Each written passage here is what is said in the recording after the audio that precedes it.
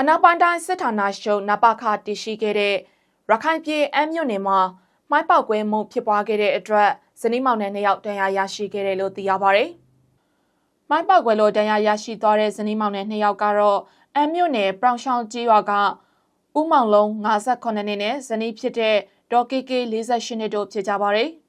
ဖေဖော်ဝါရီလ10ရက်နေ့မနက်9:00နာရီခွဲမှာပြောင်ချောင်းကြီးရွာအနောက်ဘက်ကသူတို့ပိုင်တဲ့ဥယျာဉ်ချမ်းမြေအတွင်းညရိတ်စစ်နဲ့ပေါင်းမင်တွေကိုရှင်းလင်းနေစဉ်မှာမြေမြုပ်မိုင်းတစ်လုံးကိုရိတ်ဆက်ထိမိပြီးတော့ပောက်ကွဲမှုဖြစ်ပွားခဲ့တာဖြစ်ပါတယ်။မိုင်းပောက်ကွဲမှုကြောင့်အမျိုးသားဖြစ်သူမှာဘေးဖက်လက်မောင်းနဲ့ညာဘက်ပေါင်းတို့မှာဒဏ်ရာရရှိခဲ့ပြီးဇနီးဖြစ်သူမှာတော့ဘေးဖက်ခြေထောက်နဲ့ညာဘက်ခြေထောက်တွေမှာဒဏ်ရာရရှိသွားခဲ့တာဖြစ်ပါတယ်။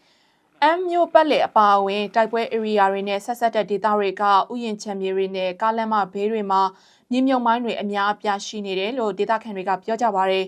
တိုက်ပွဲဖြစ်ပွားခဲ့တဲ့နေရာတွေစစ်တပ်စခန်းတွေနဲ့စစ်ကြောင်းထိုးတဲ့နေရာတွေမှာစစ်ကြံမြေမြုပ်မိုင်းတွေရှိနိုင်ပါတယ်ဒီလိုနေရာတွေမှာမတင်ကားပွဲရာပစ္စည်းတစ်ခုခုဒါမှမဟုတ်တစ်ပင်တစ်ခတ်တွေဖုံးအုပ်ထားတဲ့တန်တရားဖြစ်ဖွယ်ရာတစ်ခုခုဒါမှမဟုတ်ဝါယာကျိုးစတဲ့အရာတွေတွေ့မြင်လို့ရှိရင်တန်နှင်းတာထိကင်တာရွှေပြောင်းတာအရာဝတ္ထုတွေနဲ့ပြစ်ပေါက်တာမိရှို့တာထူရိုက်တာ